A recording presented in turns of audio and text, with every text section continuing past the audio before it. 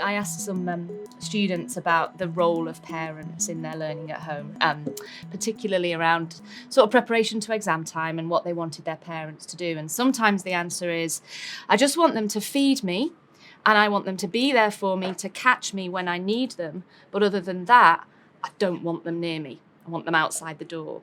And it's really difficult, I think, for parents to just be in the wings waiting for that invite in to talk about learning. But when that invite happens, the child really needs it. They might ask for that in a variety of different ways. One, stomping around the kitchen and being grumpy and saying, I don't know anything, I'm going to fail everything, this just isn't working. It's a real invite into a learning type conversation.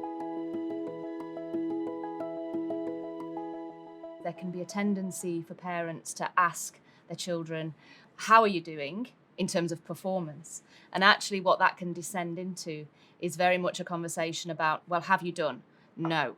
Well, why don't you? That's not what the teacher said. Well, that's what I did when I was at school. Well, that's not what I've been told to do. Well, how are you doing? Do you understand it? And it becomes a very confrontational and quite a battle, and there's only going to be one winner and one loser in that. Usually it's actually the parent who's the loser because the student stomps off, and then there's a breakdown in communications. If your child is coming down and they're banging around in the kitchen and they're looking disgruntled and they're saying, nothing is making sense, I'm not able to do any of this, then the parent doesn't jump in and say, well, why not? What's going wrong? The parent sits back and says, well, tell me about that a little bit. What is really causing some challenges for you in English or in history, trying to be specific? There is an absolute natural tendency to think about outcomes and to think about, so how are you doing? But the learning part of it is much more process focused. Not a how are you doing type question. It has to be a how are things going? The parent isn't an information resource or a knowledge resource or a strategy resource unless the child asks specifically for that. The parent is really a coach to help the student to find those resources and really use the strategies that they'll have been learning with their teachers in order to be able to tackle some of those problems. So it's coaching, which is a really difficult skill, I think, particularly in the home, whereas a parent, a tendency is to jump in, fix, ask, advise, and really control. Whereas actually, for the parents to be in a supportive role about learning, it needs to be quite in the background position of, well, tell me a bit about that. What do you already have? And what is the most challenging bit? Or, well, where's the best place to start? Why do you think that's the best place to start? So there's no advice in that. There's just little tweaks and triggers gently from the parent to the child.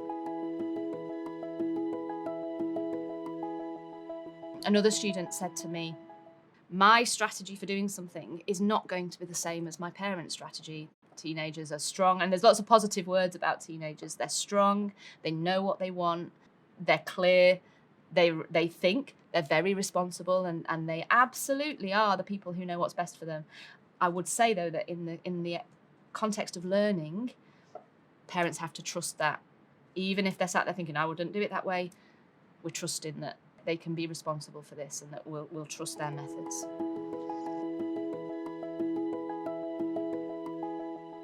So if you are a parent trying to have the learning conversations at home with your teenager, it's very, very normal if they're difficult. They are difficult conversations. And as a parent, you're asking your child, what are you learning?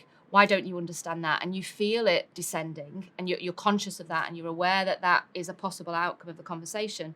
I would say pull back straight away, kind of make you a drink, and stop the learning conversation and press pause, because if there's a sense that it's descending, it's not going to be a positive learning conversation anyway. So I'd say listen for the invitation. I'd say pause and make sure you're thinking about what you're going to lead with. Remember that, because for it to be an effective learning conversation, the process is important, not the product. At the end of the day, mistakes are going to be made. They always are with bringing up children, and we need to just reflect, offer food, offer love, try again the next day.